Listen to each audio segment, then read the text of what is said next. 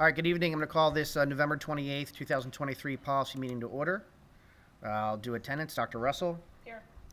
Dr. Dietrich. That's me. I'm here. Mr. Keenan is not here. Ms. Evans-Brockett. Here. Ms. White. Here. Mr. Marsh. Mr. Clellan. Here. Mr. Liggett. Here. Mr. Larson. Here. Mr. Cohen.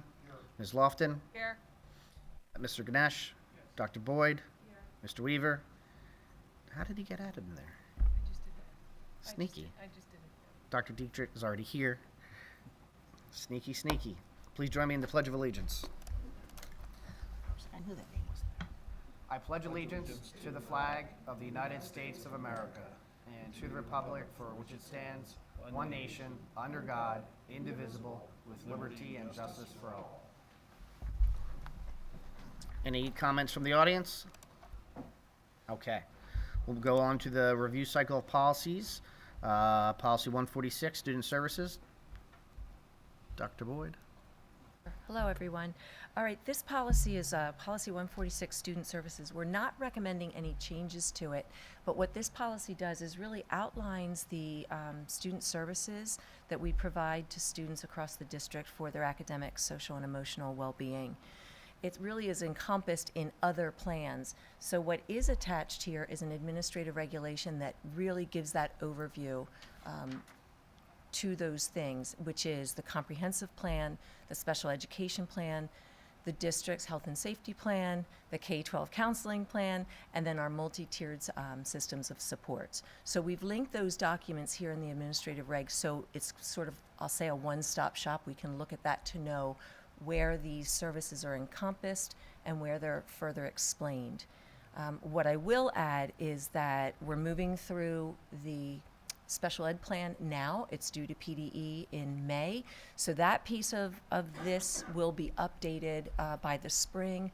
And then we have a district level MTSS team that's looking at those supports and services that we provide across the district and at those levels. The K-12 counseling plan was updated last spring and submitted to PDE. So again, a lot of these things are driven through regulations through PDE or the Bureau of Special Ed, and they have regular review cycles. And then when that happens, that information is then in turn presented to the board through those processes. Any questions from anybody? No? Okay. 235, Student Rights and Responsibilities. So, Yeah. thank you. So administration is not recommending any changes or revisions to these two policies, 235 or 235.1. They are not common policies, so you won't find them in a lot of other districts if you look around for language to compare to, which is something we often do when we review policy. So I don't know if there are any questions based upon the current language, but at this point, we're not recommending any revisions. Anyone? Any questions? All right, seeing none. We'll move both over, go down to policies, PSBA from the PNN. We have So we'll move all three of those to first reading, Mr. Sally? Yep. Great. Thank you. 815, acceptable use of the internet, computers, and network resources. Good evening, everyone. So this is 815. This policy was last revised in March 2019. PSBA is now recommending some changes. Upon reviewing these changes, we feel that this revised policy is more up to date, and we recommend we adopt this policy with some minor corrections. One of the minor suggestions is the inclusion of the bring your own device paragraph from the previous policy, since we have a considerable number of okay, let me go back to that.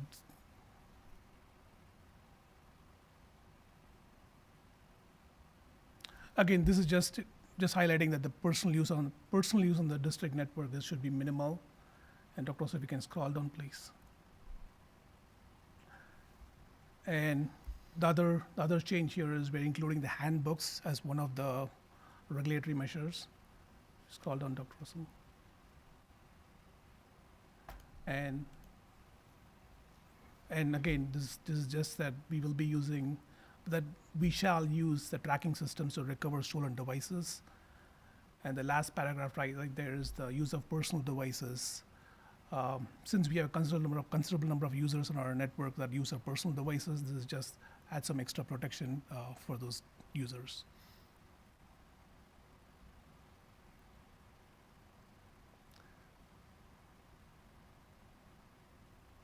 Any questions from anybody? Thank you. Any objections to moving that over? All right, we'll move that over. Excellent, thank you. 819 suicide awareness. Dr. Board? Policy 819, there were a number of changes recommended for PSBA, and primarily what the language does is connecting it now to our threat assessment policy. And I think, what the changes here are doing is really connecting it to the threat assessment policy. And I believe in the description we referenced 146.1, that's actually the trauma-informed policy. It's connecting to that one, but then also to policy 236.1, the threat assessment. 819 came out first, threat assessment came out a few years ago, and now these revisions are really connecting the two and being very clear about practices and what is recommended and who should be involved. So those changes that we've recommended, the one thing that we did take out, they're suggesting that when we present lessons in our curriculum within our classrooms, they recommended taking out a large group or an auditorium setting.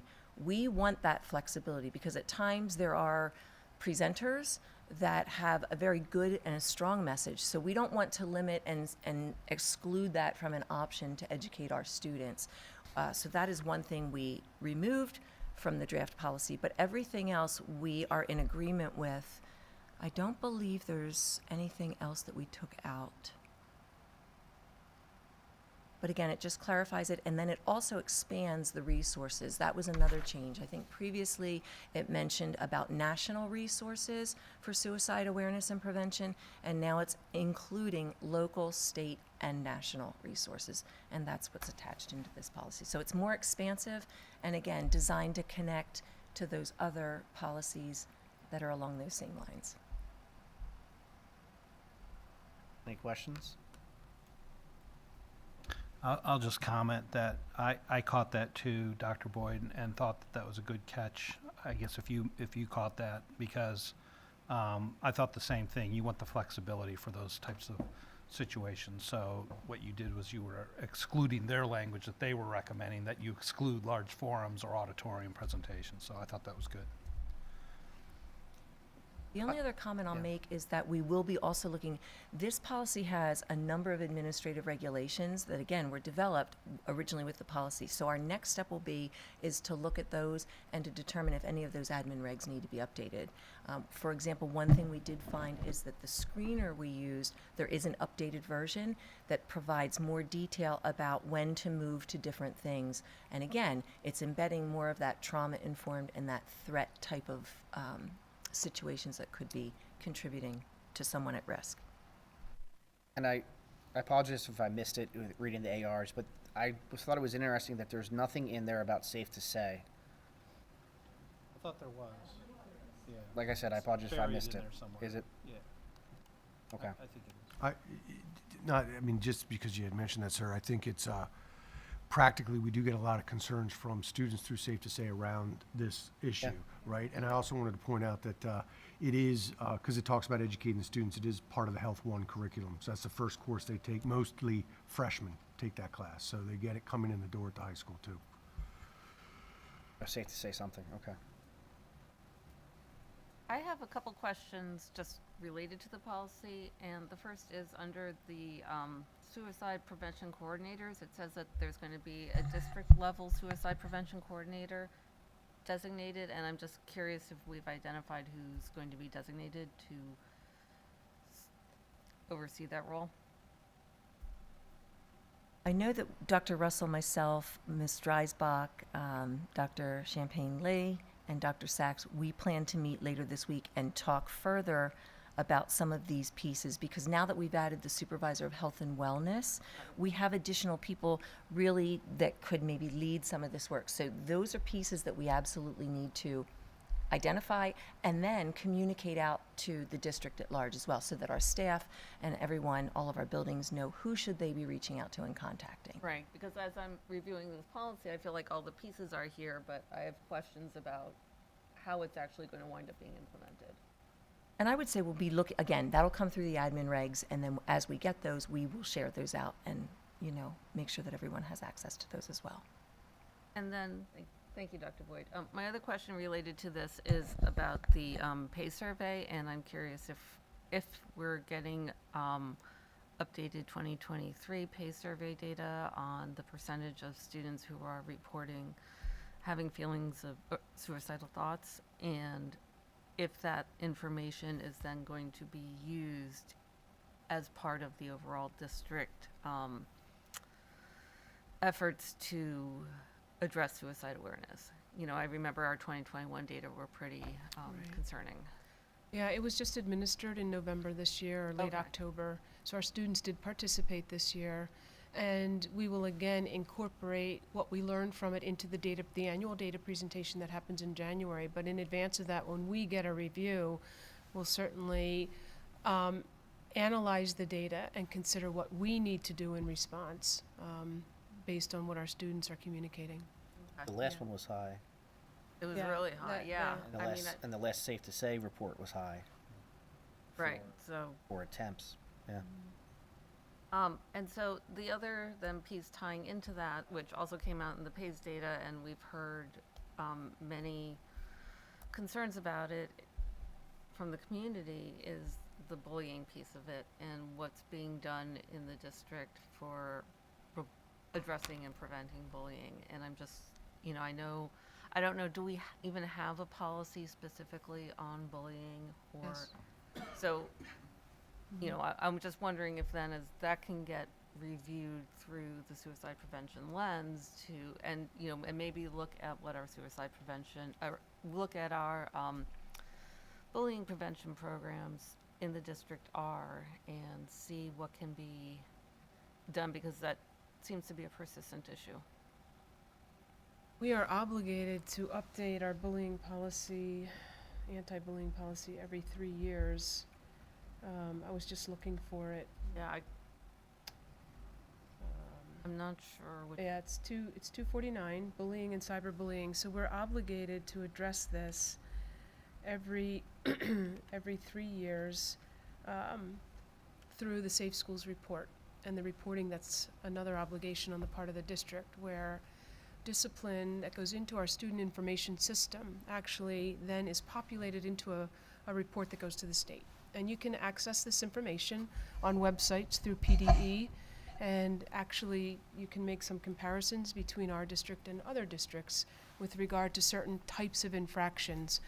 To get back to your question around bullying and anti-bullying, there was recently a suggestion to consider some sort of task force and a concerted or intentional effort around anti-bullying. I think right now our principals believe that their PBIS frameworks in the elementary and middle schools are supporting that. At the high school, they're working to implement more and more restorative practices. Staff have undergone professional development. And we are now getting set to have some conversations as an admin team and to get a sense of what's happening from their perspective, the perspective of counselors, when it comes to our students and these experiences. We get some data, we don't get all of the data. So what are we missing, what are we not hearing, and how do we actually gather that information to make sure that we're making informed recommendations about moving forward? So we don't have a standalone anti-bullying program, but there are frameworks and efforts in place to be proactive and nurture that positive culture to avoid it. We may need something more. That is something that recently came up in a conversation with our administrative team, and the idea was to really assess internally and then consider, do we need to go beyond that and gather more information? Yeah, I mean, just pulling this up quickly, under 249, it says the district shall develop, implement, and evaluate bullying prevention, intervention programs and activities. You know, and so, yeah, appropriate training for effectively responding to, intervening, and reporting incidents of bullying. So it sounds like that framework's in place, but I just don't know if we've actually evaluated the effectiveness of it. I want to stay focused on the Okay. policy that we're on. We could get back to that. But to your point, I want to go back to Safe to Say, because Dr. Russell, I know you and I experienced an issue that I reported to you over the summer about a situation and where the families didn't know about Safe to Stay. and I know during my 2 years on the board so far, I've mentioned that a couple times, that I know it's in the emails that we send out, it's in, every principal sends out, it's always at the bottom. I think there are many families that just don't know what it is, and they think it's just for a really bad situation, like a student might have a weapon, or this student might have a suicide issue, but it's also used for bullying and a lot of other things where a parent might not feel comfortable calling and talking to a counselor about something that they're hearing from their student, that they could put it in the app, or the student could put it in the app, and then the school has it, and then the school can look into it, and it's a real safe, anonymous way to get information out. But I think that would help. The more awareness there is. The situation that I ran into over the summer, where I had to contact Dr. Russell and Mr. Miller and make sure parents knew about this, was people that have lived here for a long time and had no idea that this was a tool that they should be using for the situation that they were having. So I don't know how we can focus on, it's a great tool that the state has, and it might be able to help bring in more clear data specifically to PV. For the pay survey perspective, I get very worried when I hear people tell me I'm not having my child do the pay survey. And so, go ahead. Yeah.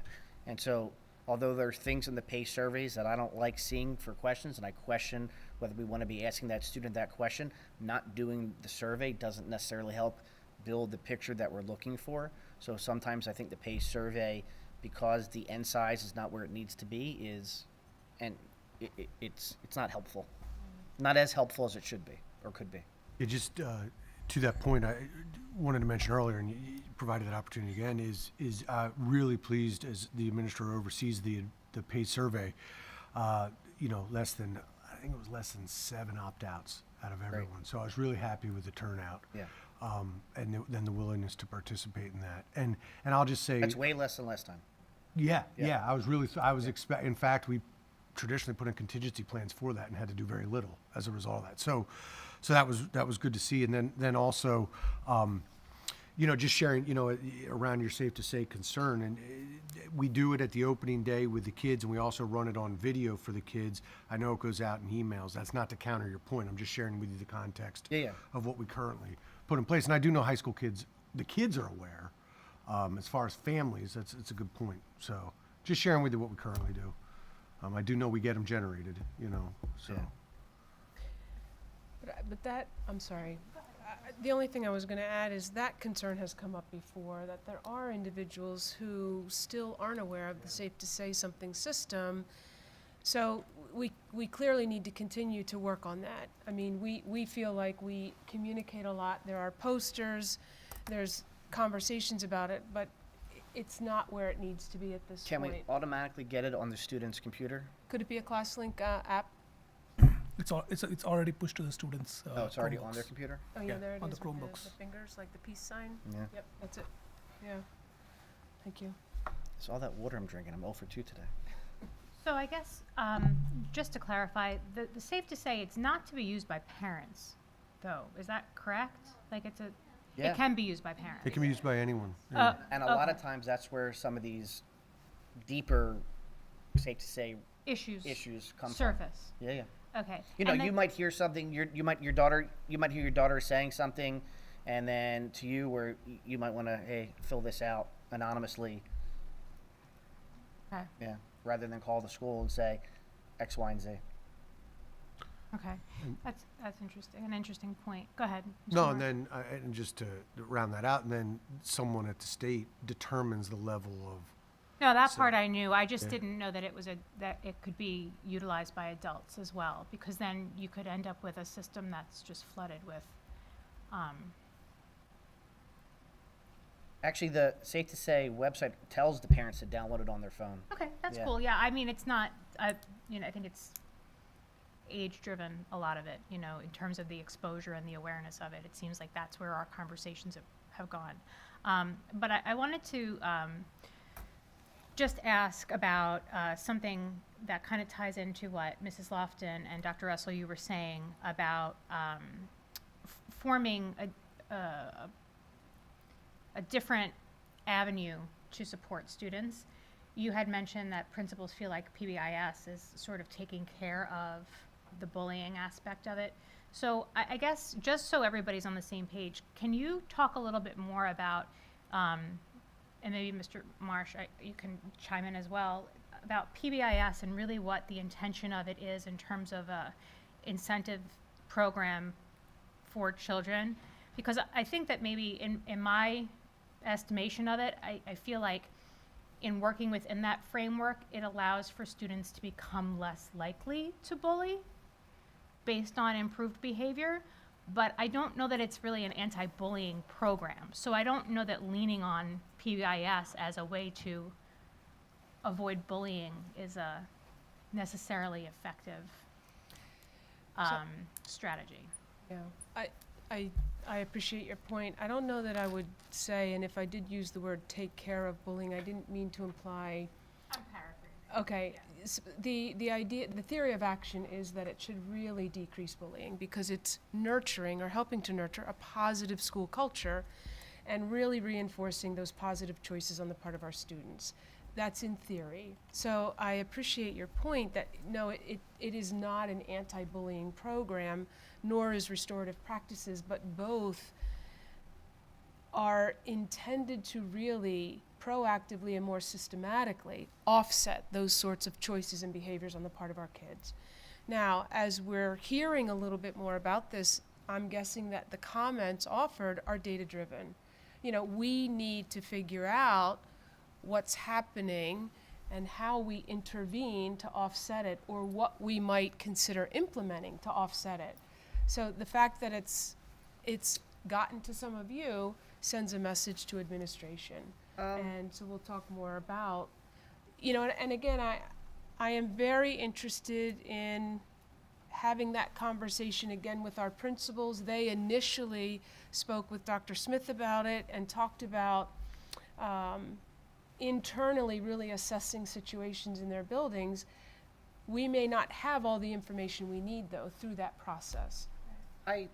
So before I was on the board, the year before I was on the board, a survey was done by a former student.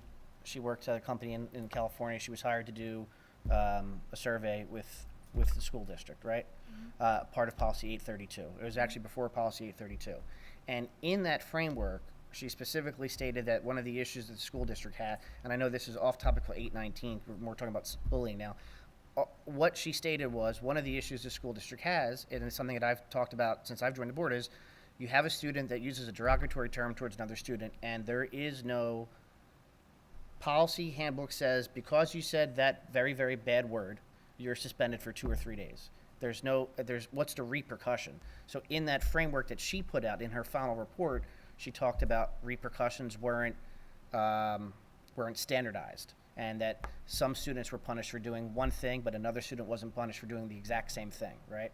And so when you have instances of bullying in the school district, my opinion has always been, since I've on the board, is there needs to be, the chair just broke, there needs to be a repercussion for that action, because when there isn't one, another student can see, he got away with it, I'm going to do it as well.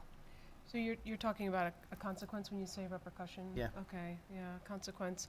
And that is certainly something that's the expectation, that we are consistent in response, or that we uphold the handbook. But it's been an issue for you know, at least a couple years now, that the consequences are not equal. So I think, yeah, I would certainly want to go back and review some of the data from Ms. Brown. I think too, what administration raised was the delineation between bullying, that terminology, those actions, and some of the other infractions our students actually commit. None of it's good. None of it's positive. We don't want any of it. However, I think when we consider interventions or systematic changes to improve, we want to be really careful about an anti-bullying program if that's not actually where we need to target or how we need to target. So we need to learn more clearly and make sure that we respond appropriately towards modifying behaviors and positive choices, respectful interactions on the part of our students. Right. Can So I I just guess put a pin in that Go real ahead. quick? Any issues with moving 819 forward? no. All All right, so we'll move that forward. Go ahead. Okay, thank you. So I guess my question would be, along those lines, is what other type of data you're really looking for in terms of showing that we need some sort of a bullying intervention specific program? Because to me, the PBIS is one piece of the puzzle, right? So behavior, especially at the elementary level, I'm on board with the whole situation with the PBIS. But at a certain point, you need to layer in another prong, right? So I don't know what grade the cohort is now that was the first to get PBIS. I mean, are they? Last year, I They think, got to be right? in 10th. Are they in 10th grade yet, or High school? is it? Depends on what elementary school, because of the Yeah, layered right, implementation. I'm thinking back to my own experience, and I'm thinking those students are, I don't know, Mine's in sophomores. 8th. So mine's in 8th. sophomores. So it was rolled out in first, Okay, but Skip Back wasn't the first to get it. right.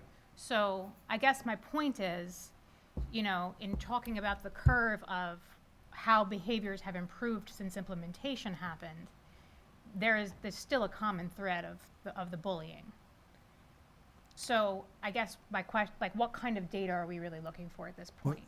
And I think just hearing all this, and I don't mean to be the historian, when we opened Middle School West in '04, and the program that we aspired to at that time was Olveus, which was considered then, and I would have to get up to date now, one of the only research-based ones.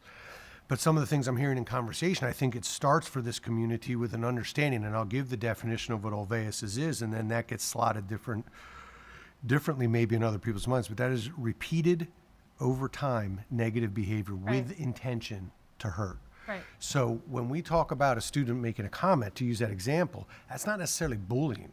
That could be harassment, that could be disrespect, but we're looking at the patterns of behavior over time to make someone, that's the definition that was brought up in, again, I'm going back in some time there, but in '04 as we worked through. So I just offer that because I think it starts with that common definition, which sets to the data that you need, which tells us then, what are we looking at? So But so then how long are we really collecting that? Like, you know, to Mr. Saylor's point about use of a word, again, I would agree that would not fall under bullying, but under PBIS, to me, that would be an opportunity to have a conversation with that student to help them understand, this is what this word means and this is the reason this word can hurt. And so then that, once that awareness is gleaned, now if that becomes a repetitive behavior, then that's with the intention to hurt, now that you know the power of the word. So that's a different situation. I just don't understand how much longer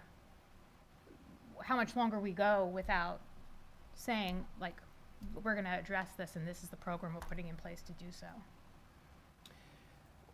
You know, again, are you referring, when you say address this, are you referring to an anti-bullying program? Is that what you're thinking Just specifically? something more than what's been done. I see, then the framework's in place, then PBIS or restorative practices. Right. There has recently been literature on a combination of PBIS and Olveus that I've looked at very briefly. Maybe we take a look at that again. And again, I would like to talk to principals. What is the target? Is the target bullying? Is the target disrespectful behaviors? And is there a different way to actually address these or intervene? Clearly, there's something negative about the cultures and the interactions that you're learning about that we need to explore further, and then figure out what within these frameworks or in addition to these frameworks does administration need to consider. And it's sort of an umbrella term, right? I mean, bullying could be a whole manner of thing. You're just saying the word bullying. It doesn't, you know. It's I mean, Mr. negativity. Marsh gave it a very specific, Right. specific definition, which I think is the true definition, but I think that people throw the word out and then it's not necessarily accurate. the concern about inconsistencies aside, we do a lot of education on what it is and what it's not versus Right. what's happening. in With the students, you situa- mean, yeah, as a yeah. restorative? Yeah, Yeah, yeah. I understand. But I think what I would offer the group is that we will go back as an administrative team, have this conversation and continue to think about what is it we need to target. If it's not technically bullying, is it these negative interactions, this disrespectful exchange that we need to figure out how we more effectively intervene or learn about to intervene and then actually eliminate? That would be the ideal. So we'll talk more about it. And I can certainly follow up with the board in a memo. We can go from there. Often this comes up at the data presentation in January as well. So maybe we can look at data versus last year and consider some of the steps that have been taken since then and what else we might think about moving forward.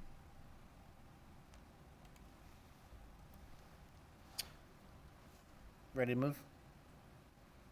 Okay. Local policy review, 109. Dr. Russell? So this policy raised some questions at the November board meeting, and those questions continue to focus on the definition of sexually explicit and the approaches that we take as a school district to avoid the selection of books containing such language. So this was brought forward by board members in that meeting and requested to be a part of this agenda. And I think as we talked about it a little bit at that meeting, we've had lots of conversation about this phrase, sexually explicit. And I think we have talked about how it may be subjective and could be different in the minds of different individuals. We also look at a book as a whole and consider the overarching message from the book as well as its value as part of the collection in the library. We have also developed quite a few administrative regulations and really tried to fine-tune the selection process as well as the opportunities for individuals, parents in particular, to assume responsibility for opting their children out. And once this policy is finally approved and those administrative regs are made public and posted, we've also, as part of them, offered to inform our public on a regular basis of these are the books that have raised questions and been recommended for a reevaluation, so that our community is well aware of some of the books that have raised some questions in our library. So I would really defer to others on the committee about where they may want to go with this policy language or the specific questions you may have about the policy. Administration, in terms of the draft, went back to the original draft prior to, I believe, maybe it was September, could have been even been the May meeting, where we had talked about the Miller test and a way to help us maybe figure out what is sexually explicit. September. Yeah. So, thank you, September. So we went back to the draft after we eliminated that passage, because the committee really didn't agree with that as a way to determine or assess whether or not language or a passage is sexually explicit. So here we are with the most recent revisions to this policy, the most recent draft, and I will really open it up to questions or comments about where we are and what we might need to think about moving forward.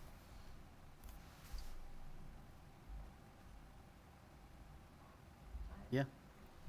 I'll go first. So I wasn't able to attend last month, but I was able to watch the meeting afterwards. You didn't miss anything. But actually, I think Mr. Keenan had a point that if, we should have some line that is drawn somewhere in the policy. And so what I'd like to throw out there is what we all just looked at in policy 815 on acceptable use of our internet and acceptable use of internet, computers, and network resources. And so in that policy, we have definitions of child pornography, and we have definitions of things that are harmful to minors, and we have definitions of things that are obscene. And nobody objected to any of those definitions. So I'd like to suggest that we actually look at those definitions. We have. Okay. And So- we were called book banners. This is the exact verbiage that was used in the original policy that was passed at multiple school districts in Pennsylvania. This is not the exact same language. Oh, there's the access to inappropriate or harmful content, which is what you're talking about, and safety and security of minors when using. Let's talk about it, though. I mean, let's No, let no. her, let her. Yeah, I'm just making this was part of the information that was provided, and we were told we couldn't do that for libraries because we would be banning books. I mean, we just But- heard maybe, like, you know, there should be some restriction on what is shown to children. And I agree with that The first we're statement. hearing about it. I agree with that statement. Yeah, so go ahead. Were you gonna say No, I something? thought, go ahead. No, you I was done? just saying, I'd I like mean, you to, know, if I don't this is- think she was done, and Oh, I I want to hear apologize. Go ahead. more. That's okay. I mean, nobody thought that this was, these are the legal definitions from the federal and state that we have in our acceptable use policy. So maybe we look at that, but, so as a way to, instead of the Miller test, but even, How would you define harmful content that's inappropriate to minors?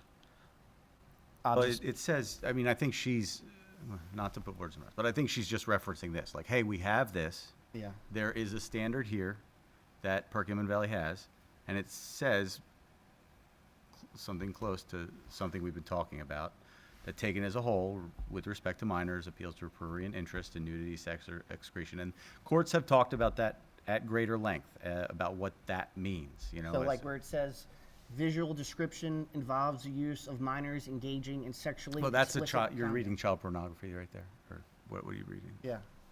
Yeah, there's a, Right. you were just reading the child pornography, there are a couple definitions here. and then but tied into that, taken as a whole, lacks serious literary, artistic, political, educational, or scientific value for minors. I'm like in a. Hmm? Not. I love it. I'm okay with it. I've been talking about that for months. I challenged a book that literally had underage students performing fellatio on each other, and I was told that the book's fine. But I agree. It's child pornography, and under state law, it shouldn't be in here based off of policy. Well, we're not that making that decision. we're looking at. So this, can I? I appreciate for bringing it up. Yeah. So go ahead. but we didn't have this policy previously, the way that it's written with PNN. So we weren't looking at that in tandem with anything that had to do with library materials. And the way that this policy A15 is written, it has nothing to do with library materials. It only has to do with the resources that students have access to in like Unless the there are public computers domain. in here. Well, actually, that- the books that I had removed were actually ebooks that would actually fit this aspect of it. So, noted. What I think in terms of books, which have a different qualification in terms of whether or not they're incorporated into a collection, when I looked at this coming back, because again, this came back, we just, like, to Mr. Saylor's point, we just keep going over the same points over and over again without any type of resolution, because I don't think at this point we're all going to agree on some of the nuances with the definitions, even though these definitions with regard to those items, those avenues, that's going to move forward. What I would like to see with 109 is more power given and more verbiage added to the parental considerations area of the policy, because I think that we can all agree that ultimately it's the parents' decision of whether or not they want children to have their children, not everybody's children, but their children to have access to different materials. So if, there is a little bit of that so far, but I think it can be expanded. There's a line in here, the ultimate determination of appropriateness for a child lies with the parent or guardian. I think maybe adding something along the lines of, the district acknowledges the subjective nature of definitions and appropriateness with regards to age appropriateness or materials. I'd like consideration for that language. But in coordination with that, I would like to go back to the beginning of the policy and look at the authority. And we moved this word accepts to considers.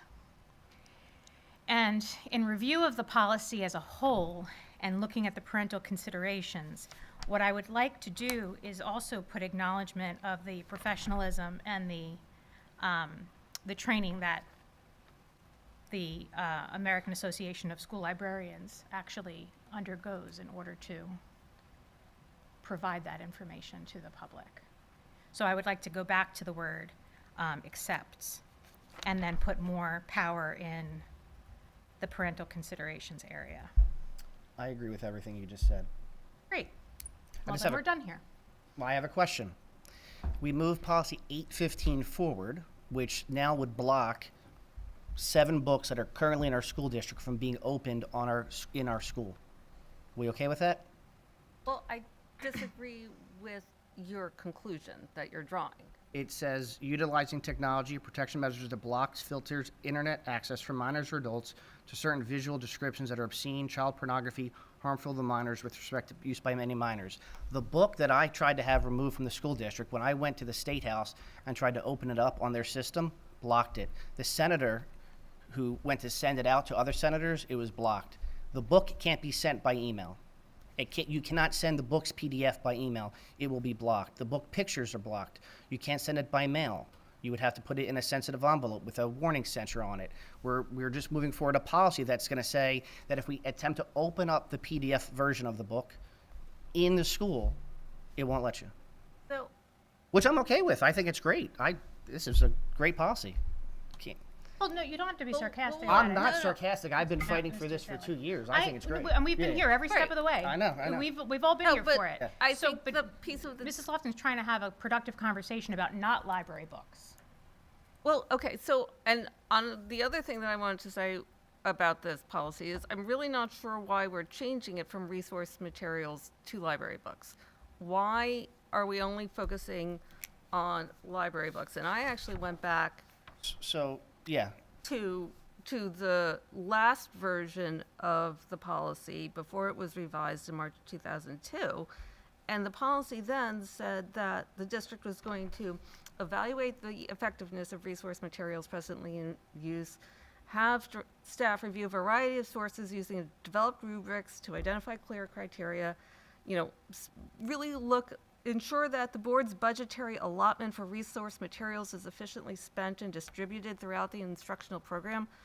I don't know why those things were deleted out of the program and why, if we as a district actually want to address learning loss, we're not taking the time to look at what are the resources and evaluate and consider the effectiveness of the resources that are provided to the students. We're spending all this time focusing on this definition and we've actually said we're going to move away from talking about resource materials broadly, and we're focused on what are we banning from our kids instead of talking about what are we providing to help our students be successful. I mean, I just feel like the whole conversation for the past 2 years has been about the wrong thing. I would like to know how you're going to open up to check the books on some of the links that you have, because it'll be blocked now by the internet. But, so, the part that there's a 3-pronged part to the definition, and it has to say, you have to go back to the 3rd prong, which is, taken as a whole, lacks serious literary, artistic, political, or scientific value. So, I haven't read the book that you're concerned about. I know that it was reviewed by people who did read the book and came to a different conclusion about the book than the conclusion that you arrived at. Sure. I respect that. So, but wouldn't you then feel as though it would be a compromise of sorts in that the book can exist as a hard copy in a library, but yet it doesn't have to live digitally circulated? I think that's great, because there are a few other digital books that our school district offers because it's from the MCIU that shouldn't be offered, and I'm sure they're going to be blocked now anyway by this new PSBA policy that every school district's going to have to block some of these books. I think that part's Some of great. it's language driven, right? Like, when you use the word, like you said, well, we were called book banners. Yeah. But I think that there's a certain philosophy that allows for the thought that there is value in whatever it is, which was the point that I was trying to make, which I was flayed about, right? Is that there's value to something. And it doesn't have to be, if it does this one thing, all of a sudden it's out. It should meet multiple criteria. Yeah. And I think that that's the thing, the sensationalized nature of one image. Let me finish. Yeah. One image. Now, all of a sudden, within context, it just doesn't hold up. It doesn't qualify all 3 of those criteria in an age-appropriate way. Yeah, I agree. And so, because of that, we can't just keep having the same conversation for the next 10 years. So if we're moving 815 forward and we're acknowledging that the district has a responsibility to parse through material that kids see, then I think that we should be on board with putting more power in a parental considerations area for folks that want to opt out and, you know, protect their children's eyes from whatever nefarious thing is here. And then also acknowledge the fact that there are professionals that are in charge. They don't just randomly just choose books out of the stratosphere. I mean, they're chosen with a purpose. I'm okay with all that. So I guess then where does, other than the fact that you feel, I don't know, I feel like you came across as like a gotcha, but we can agree and it'd be okay, right? I think honestly, I think it's great. I think it is great. 2 years been communicating with legislature and PSBA to get some of these things added, looking at what we offer on the MCIU library and our public school library. The books, like the book that you're talking about, Fun Home, my biggest issue with Fun Home from the get-go has been it doesn't say it should be read by 9th graders, and yet it's offered to 9th graders, and that's a lot of the issues in our catalog. Like some books will be 8 through 12, but yet the 6th grader can take it out, right? We don't sublet the library by restricted age groupings. I think what we have here is fine. I think I mentioned a couple meetings ago, the fact that we're going to be looking more at what we purchase is perfectly fine, because for a lot of these books, yeah, it kind of was, we were just going off of what somebody else said. The New York Times said it was a bestseller. Oh, but then we looked more into the book and said it's not appropriate for a middle school. It'll get moved to the high school. And that's fine now. Mrs. Lofton, could I ask for clarification on the policy you referenced a few minutes ago? Did you say 2002 or 2020? I'm sorry, 22. 2022. Yes. Thank you. Sorry. I'm sorry. No, it was, I didn't quite hear you. Thank you. But, I mean, our current AUP policy does prohibit material appealing to the prurient interest in nudity, sex excretion, and lacks serious literary, artistic, political, educational, scientific value for minors. Which one's that? The current 815. Yeah. Yeah. I mean, we have that in there already. So I guess that goes back to the question of what else Do we we want to would just want to see added to 109 that would need to be above and beyond that, right? Right. I mean, I'll just comment, try to be quick about it. For me, I think that a lot of the things we asked for, one was to put a little bit more rigor around the selection and purchasing process. I think that's there. To Ms. White's point, transparency, awareness for the community, specifically for parents to be able to opt out, that's there.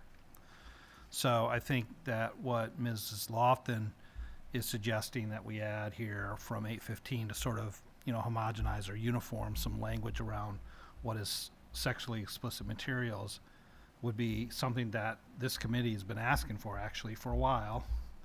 And so adding that I think is a great idea, and that's moving us forward. So rather than talk about the things that would be evaluated under that, I think right now, moving forward with just adding that language into this is going to make this policy a really good policy. But I don't think that language needs to live in this policy. Or that it could be language lives in referred the other to it. policy. And that's fine as long as it makes reference. I like the changes that you're looking for, and I think you just got to get to what Dr. Weston was looking for the AR, but I think that'll be that's in Yeah. there already once he reviews it. So, Dr. Russell, then, I mean, is that, what do you think in terms of language, in terms of acknowledgement of parents' discretion? I think administration, I would want to play with the language a little bit, but I think we can emphasize that and empower parents more in the language that might be presented as part of this section, just to emphasize more strongly. Are you able to do that prior to the December board meeting, or do you want to, Laura, do you want to wait till January policy? I don't know that there's necessarily an advantage to do it one way or the other, or we're not holding anything. Parents still have the autonomy to do that. I just think that codifying it with reiterated language that the district acknowledges the authority of the parents in the buildings. I mean, can the other, I would like to consider keeping this resource materials and not limiting it to library materials and having that system, going back to the system that we had up until 2002, where the board was, or administration was directed to evaluate the effectiveness. You You're said s- 2002 I again. ca- okay, You're- you you're know what I just- mean, no, that's okay. 2022. We're just giggling over here just to make sure. It's 2022. That's 2 okay. years ago, Got it. year and a half ago. There's a All lot right, of twos so in sorry. that year. I'm telling you. But, to look at, what do students have in the classroom that's not a library book, but maybe, what manipulatives do they have for math? What are the resources in the district? And if we take this policy off of resource materials and only have it be about library books, we're missing pieces of Well, that's the what I current think the policy. It hasn't district- been changed in the current policy. So it's never been changed. It's still Right, resource. right, yeah. but it's being recommended to change it from resource materials to library materials. Well, I don't. So with that being said, though, that would fall under the 815, because 815 would cover these other items, right? Digital materials, maps, software, and other instructional material. Yeah. So I think It would cover it wouldn't cover the curriculum-based or educational-based aspects of them. It would cover the what's allowable, not allowable inside the cliques. Right, but there may be an instance. Well, and that's why I use the example of manipulatives for math. That's an educational resource that's not going to fall under, I was thinking more along the lines of like social studies materials. right, all but- the social studies programs or Khan Academy. But, I mean, that could be, you're allowed to access it, but are we evaluating the effectiveness of whether we actually, is that the recommended resource to send students to for, Okay. their math supports? So I guess then, I don't know if it makes sense in the, because we sort of are on the same page for the first time, I guess, maybe a little bit. I don't know. Yeah, thumbs up from you. Okay. Dr. Russell. So then, I don't know, to answer your question, Mr. Saylor, maybe then it does come back to policy, so the policy committee can actually coalesce around, like, this is what it's gonna be. I don't know. That What is do up you- to you. What do you think, sir? I would bring it back to the policy committee if I was king for a day. There you go. All right, done. so. What we can do is actually work on the language and present it as part of the notes to the committee, and then we'll continue to work on it and address it. And Mrs. Lofton, just to respond to your question and your point, which I think is very well taken, the idea when it was proposed to change the title of this policy was with the thinking that 108 covered other resource materials or even 110. I'm not sure, looking at them right now as I was just glancing, that that's actually the case in the same way. So I think your point is valid. And I don't think administration has any question or problem with going back to resource materials if we want this to take a broader scope. And I would go back and look at 2022 and some of the things that were deleted Yeah, from okay. it about the desire to, when I came onto the board, and this was 2017, building budgets were a big issue. And, was there enough paper in the building? And, did students actually have the resources that they needed? And so I think that part of making sure that everything is being, well-balanced and rounded in coverage of subject type materials, timeliness, variety of content, the budgetary allotment for resource materials is efficiently spent and distributed throughout the instructional program. I mean, I'm not sure why those things were removed. Yeah. I don't have a good answer for you either. But Okay. we'll take a look at it. Okay. And then, administration will come up with some proposed language for 109 and bring it back to the committee. So, Mr. Saylor, and then I had one more comment I hadn't finished earlier, but, and Ms. White, did you suggest, I just want to make sure I was clear about something you suggested earlier. Was it under this authority section, you were saying maybe change the board will consider the school library bill of rights, et cetera, and change that back to accepts? Is that what you were? That's my ask. Okay, and I know that I was one of the original people to suggest changing that to will consider. you know, the rationale I had at the time, and I still have, is that there was some concerns, debate, controversies, et cetera, coming out of some of the guidelines and directives that they were putting forward. And so I thought, well, with controversy like that, And they can change the Bill of Rights. yeah, and if there's going to be controversy, I just felt like the school and the district shouldn't have to be beholden to saying, we will accept, you know, uniformly, whatever comes out of the School Librarians Association, as opposed to saying, we'll consider those things maybe along with other professional inputs. So maybe if you amended it and say along with other professional inputs would be a better way to go, and keep the will consider in there. That's just my recommendation. Obviously, I'll defer to you to decide. So I guess and I understood your rationale, and I think it does allow for flexibility of the board to make an ultimate decision about what's appropriate and what's not. I think my issue with the words "will consider" is that somehow we, as a group of 9 people who are not school librarians, somehow know better Yeah. than professionals that this is actually their craft. So Excellent point. by allowing, I mean, there needs to be a North Star somewhere Yeah. along the lines. And, you know, to me, regardless of what evolves and changes with regards to their Bill of Rights, if we are able to empower our families, to me, that's where we strike the compromise, because we actually then, as a district, we have a North Star, but we're also allowing the autonomy of individual families to, you know, not agree. Yeah, and I think your point is right on.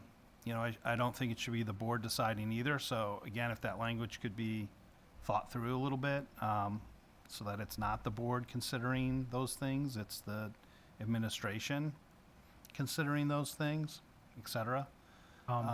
Maybe that would help. But If I may? go ahead. Thank you. I've actually put quite a bit of thought into this single sentence in the policy.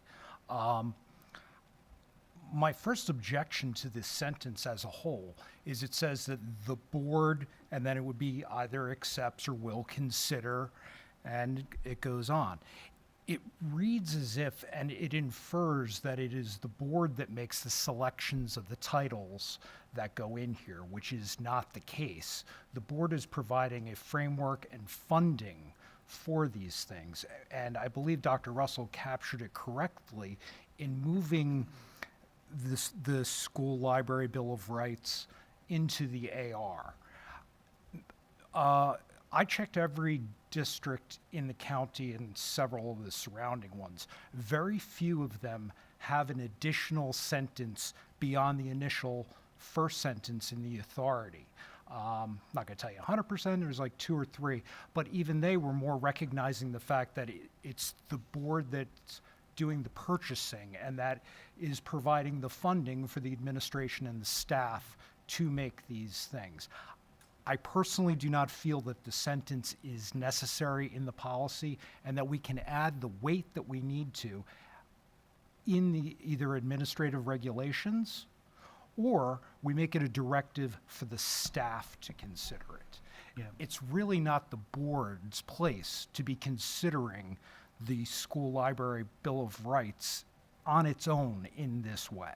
So, like I said, I would strike it. Yeah, Mr. Liggett, if that's where you were going to say just strike that entire sentence, I would be in agreement with that.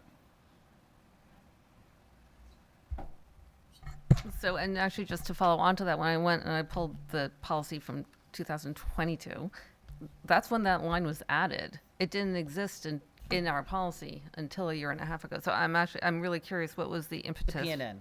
Oh, the PNN said to add it. Okay. But very few districts took that up. I mean, very few. All right, anything else? Yeah. So one other issue that I wanted to bring up, as Dr. Wesson has in his email asked, what is the process if a parent wants to appeal a decision by the committee to the board? that, you know, let's say you A disagree. board member can appeal it, not a parent. No, I thought No, I think a parent can. And what You I mean, was, a parent can challenge a book, and then they can appeal the challenge. if they disagree with the result of the hearing, challenge, they can appeal the challenge to the board. Board, it's a hearing. Right, so, there's policy 906 on public complaints that describes the process for that, so I'm assuming that's the process that would be used if we needed to.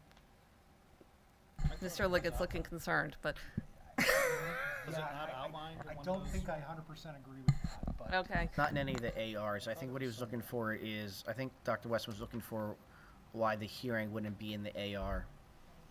Okay, right, so, you know, is the parent then, if they disagree with the result of the committee, referred to policy 906 in the AR? So I think what I'd like to do, and I see that Dr. Dietrich is looking at some of the ARs, I'd like to review the ARs, and I believe, I am under the impression that we do need to articulate some of the details more clearly in an AR or one of the ARs that's already been proposed, if somebody challenges the outcome of a committee decision and takes it to the board. So we can look at that, and again, send that as part of the notes and follow up. If we want to articulate that more clearly, I agree that that would certainly be helpful. It was spoken about, it would be a separate hearing, public hearing, where the person who's challenging would give their reasons why the committee head would give, it's already in writing, so you know why they kept the book, and then the board just discusses and votes.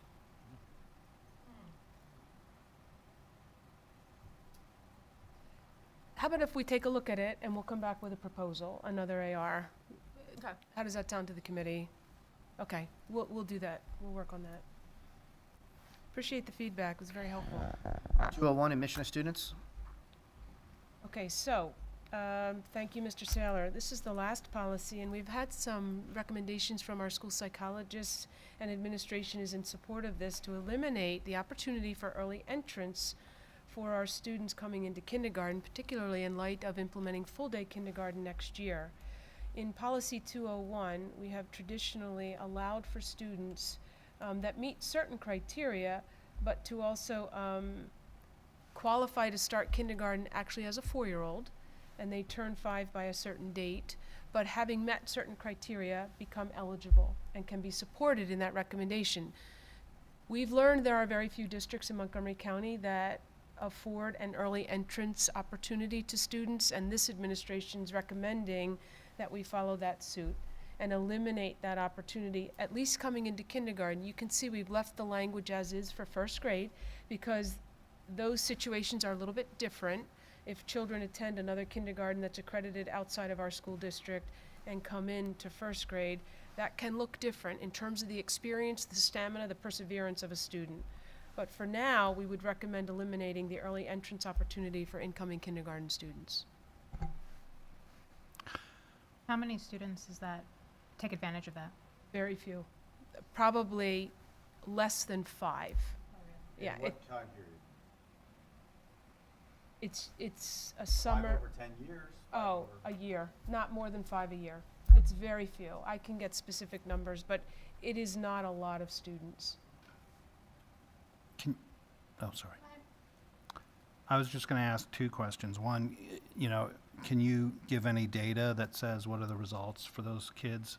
And then secondly, I personally wouldn't have a major issue with the 5-year-old age limitation for kindergarten as long as the first grade policy remains and doesn't change later or evolve, because if you were to successfully complete kindergarten somewhere else, and then the school wouldn't accept them to be in the first grade because they're 5 years old, I think that would do a big disservice for that student potentially, especially if data shows that they succeed. And I actually have a personal example of that, where my oldest son is graduating from Florida State in 2-3 weeks, and he just turned 20 2 weeks ago. And he started kindergarten in 4th grade, and there was never any issue from us. 4-year-old. So as a 4-year-old, thank you. There was never any issue socially or academically, and to think that he wouldn't have been able to if we would restrict them. Again, I would be okay with the kindergarten, because I think that parents that want to go that route, they think their student is ready, their child's ready, they can find an avenue to get kindergarten through, have that assessment done and say they're okay for 6. We should keep that so that anyone coming in from other parts of the country, et cetera, are not restricted then based on that age. So that would be, the consideration that I would want to move forward with. Don't have data, I'd just say anecdotally in my time at Skip back over those years, it was very rare. I'd say less than 5 in those 5+ years that I was there. And I would say this anecdotally, right? And your experience, notwithstanding, is students who even met this criteria for kindergarten, and that's where my interest is in this policy. Yes. Because of what you're saying, there's a readiness for school, there's a readiness to learn. And those students, even having met that criteria, in many cases, it was not the successful experience that those students had hoped for. So that's anecdotal. That's just my experience as a principal at that I agree. level. So, I agree. So I think focusing on that limit in kindergarten is very important, and I don't disagree with what you're saying on first grade at all. That's exactly where I was coming from, saying that maybe some parents are misassessing, and the school would do a better job of saying, not kindergarten. But if they do successfully navigate through kindergarten, let's not hold them back then from first grade, et cetera. And just as a follow-up on that my example, my son, he did graduate from PV High School 2 years ago, so. But I also suggest that, since we are looking at this policy, when we get to the admission into first grade portion there, there's parts of this policy that are dated. I suggest that we should be striking from the beginner section, from the word "a child who is 8 years of age admitted to a school at any time during the school year during the 2019-2020 school year." That entire language can be struck all the way down to compulsory school age. You could start that sentence with capital C. Those are dead words in this policy. Yeah, because when this policy was last reviewed, that law had not taken effect yet. So Understood. that's why it was left in. But I don't disagree with your point, Mr. Liggett. We can absolutely strike that. It has no meaning or bearing. Exactly, yeah, it's empty.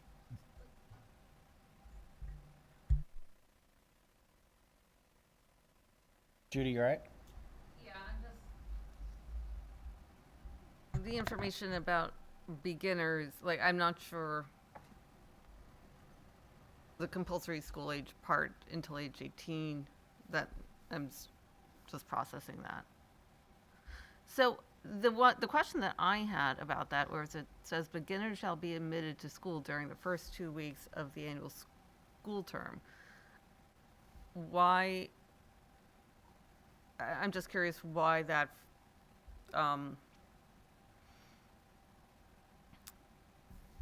why is that language? What exactly does that mean? Aren't they enrolled leading up to the start of the school, and they start on the first day of school, and we would expect them, unless there's some sort of extenuating circumstance, that they're going to be enrolled at the start of the school year. I'm curious why it is phrased that way. Not 18 anymore, too. It's older now.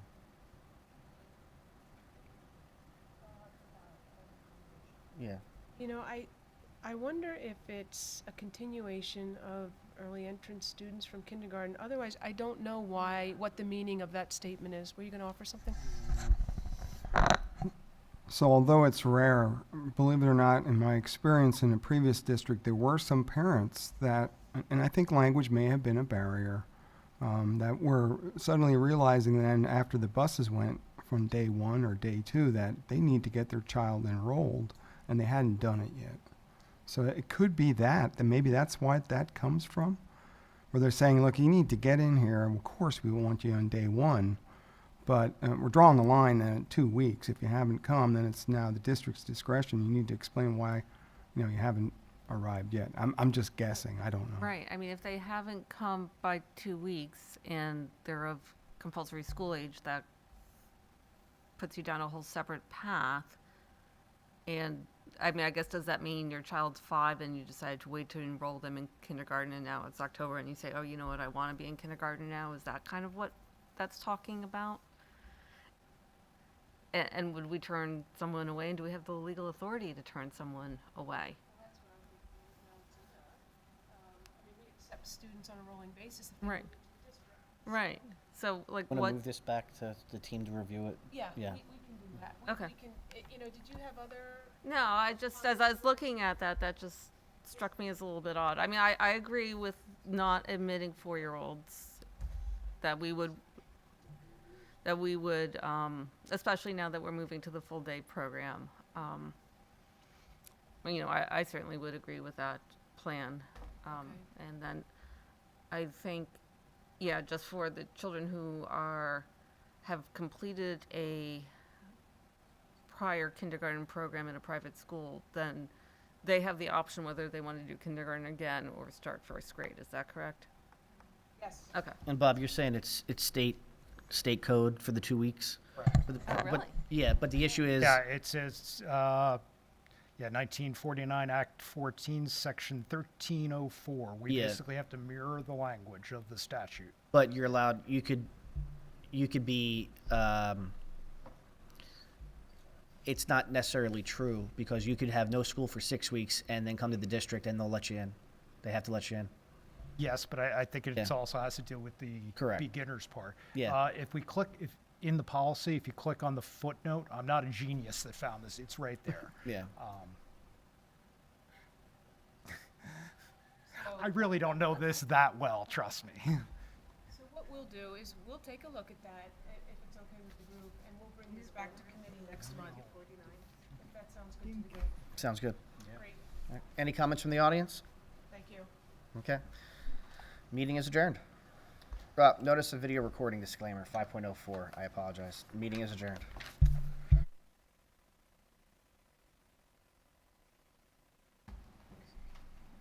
So is the clip gonna be, I admit that I'm not a genius? There you go.